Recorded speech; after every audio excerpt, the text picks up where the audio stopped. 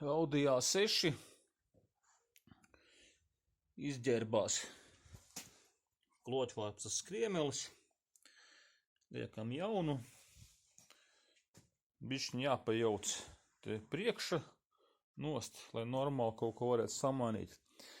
Bet labākais ir tas, ka ir mainīta zobsiksna, visi rullīši, visi forši, visi jauns un arī jauna siksna bijusi, bet nav pievērst uzmanību šim te skriemelim. Skatoties pēc gumijas, viņš jau bijis diezgan sens, un te jau var redzēt, ka ir jau rekur gumija atplīsusi rūs atpakaļ, un zinot šīs te problēmas ar šiem te skriemeļiem, īstenībā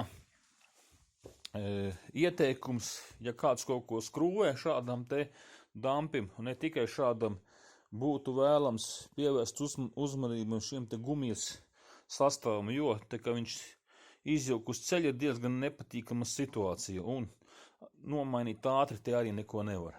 Nu tā, apmēram, vairāk informācija.